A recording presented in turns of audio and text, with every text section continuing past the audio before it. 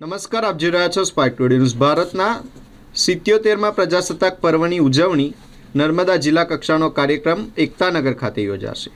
આ કાર્યક્રમમાં ગુજરાત સરકારના પાણી પુરવઠા અને જળસંપત્તિ વિભાગના રાજ્યમંત્રી શ્રી તથા નર્મદા જિલ્લાના પ્રભારી મંત્રી શ્રી ઈશ્વરભાઈ પટેલ રાષ્ટ્રધ્વજ લહેરાવીને તિરંગાને સલામી આપશે.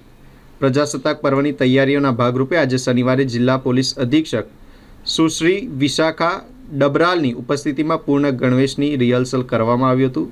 રિહર્સલ દરમિયાન જિલ્લાની વિવિધ સુરક્ષા પાંખો દ્વારા પરેડની શાનદાર પ્રસ્તુતિ કરવામાં આવી હતી તથા પરેડનું નિરીક્ષણ કરવામાં આવ્યું. આ ઉપરાંત જિલ્લા પોલીસની ગુનાશોધક ટીમ દ્વારા ડોગ શોનું પણ આયોજન કરવામાં આવ્યું હતું, જે ખાસ આકર્ષણનું કેન્દ્ર રહ્યું. ગરુડેશ્વર અને નાંદોદ તાલુકાની વિવિધ શાળાના વિદ્યાર્થીઓ દ્વારા રંગબેરંગી સાંસ્કૃતિક કાર્યક્રમોની રજૂઆત કરવામાં આવી હતી.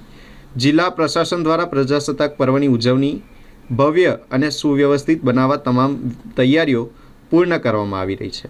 આમ ભારતના 77મા પ્રજાસત્તાક પર્વ 2026ની ઉજવણી નિમિત્તે નર્મદા જિલ્લાનો મુખ્ય કાર્યક્રમ તારીખ 26 જાન્યુઆરી સોમવાર સવારે 9 કલાકે ગરુડેશ્વર તાલુકાના SSNNL ગ્રાઉન્ડ એકતાનગર ખાતે યોજાશે.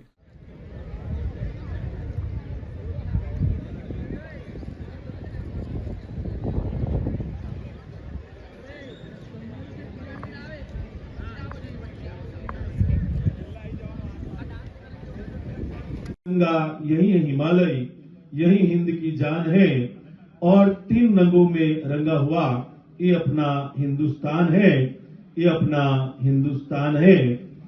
लिख रहा हूं मैं अंजाम जिसका कल आगाज आएगा. मेरे लव का हर एक कतरा इनकलाब लाएगा.